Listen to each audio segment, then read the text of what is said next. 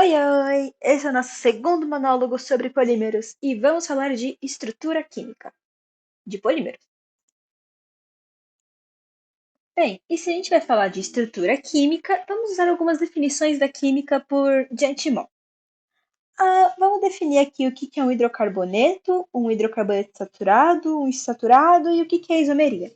Só para a gente relembrar esses conceitos. Hidrocarboneto é qualquer fórmula de compostos por hidrogênio e carbono.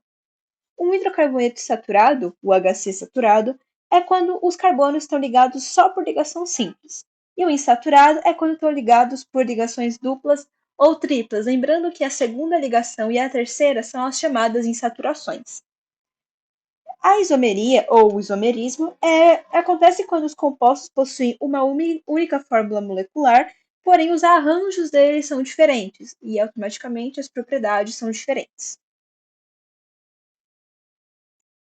Definido isso, vamos falar da química dos polímeros, que eu vou mostrar aqui como acontece a reação de polimerização, uma delas, depois a gente vai falar mais aprofundadamente, tá bom?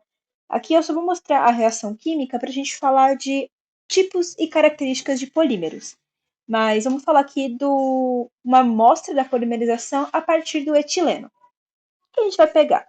A gente pega o etileno, soma ele a um catalisador, que, que é um radical que possui um ânion extra, um elétron a mais na sua estrutura. Então, esse elétron ele vai perambular pela estrutura do etileno e ficar nessa forminha aqui. Aí a gente vai juntar isso de novo com mais um etileno. A gente junta de novo, de novo, de novo. E depois de muitas repetições dessa estrutura, a gente tem o polietileno.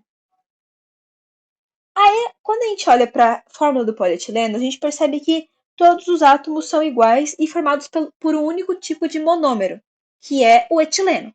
Quando a gente tem essa característica, a gente chama esse polímero resultante de homopolímero. Se ao invés de um único monômero a gente tivesse dois ou mais, a gente chamaria essa estrutura de copolímero. Aí tá bom. Dessa maneira a gente pode definir mais uma coisinha aqui, que é, reparem que esse polietileno ele é formado por duas ligações. Uma ligação puxa para a direita e a outra ligação puxa para a esquerda. Essa condição faz a gente acreditar, na verdade, faz a gente definir a funcionalidade do nosso monômero. Como ele está ligado por só duas ligações químicas com os demais monômeros, a gente vai falar que esse monômero tem funcionalidade 2. E essa é a condição mínima para a gente constituir uma macromolécula. Além do mais, se dois polímeros forem misturados fisicamente, formarão uma blend. O que é misturar fisicamente? É você pegar eles, colocar numa tigela e misturar na mão mesmo. Voltando agora para os copolímeros, que são aqueles polímeros que possuem mais de um tipo de monômero, eles podem ser definidos de dois tipos, o alternado ou em bloco. O alternado é quando a gente tem um monômero de um tipo, um monômero do outro. Primeiro, segundo, primeiro, segundo. E o em bloco é quando a gente tem, por exemplo, 15 de um tipo, 15 de outro, ou 4 de um tipo, 4 de outro, e assim vai.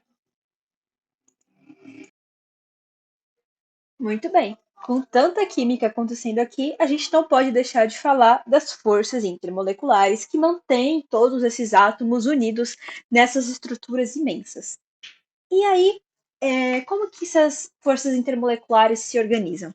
Elas podem acontecer entre as cadeias e os segmentos, e elas vão influenciar as propriedades dos polímeros. E aí, eles podem ser, essas forças intermoleculares podem determinar a forma das moléculas em quatro tipos. E a ordem que eu vou falar vai ser a ordem de aumento de resistência. Ou seja, a cadeia de polímeros de menor resistência é a cadeia formada por estruturas lineares, segmentos lineares.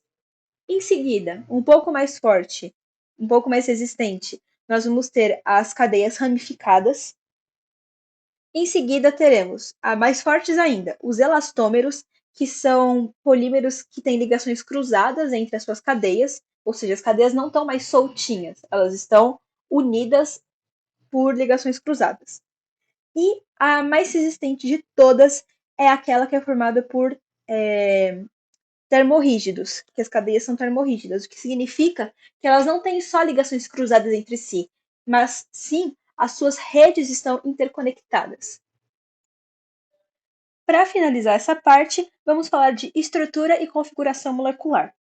Bom, a estrutura dos nossos polímeros está intimamente ligada à forma da cadeia.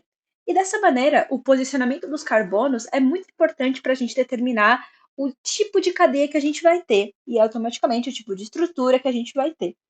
Por exemplo, as cadeias simples, elas vão formar polímeros que possuam mais rotações e mais torções do que polímeros de cadeias duplas ou de cadeias triplas. Dessa maneira, as aplicações desse polímero vão ser diferentes desses outros. Agora, no que diz respeito à configuração, a configuração molecular formada são aquelas estruturas que elas não podem ser alteradas no meu polímero, só mesmo com a quebra deles a altas temperaturas. E dependendo da configuração do meu polímero, a gente vai ter três tipos de encadeamento. O que são esses encadeamentos? São as maneiras como os grupos substituintes vão se organizar na minha cadeia carbônica. Dessa maneira, existem o tipo cabeça-cabeça, o cabeça-cauda e o misto.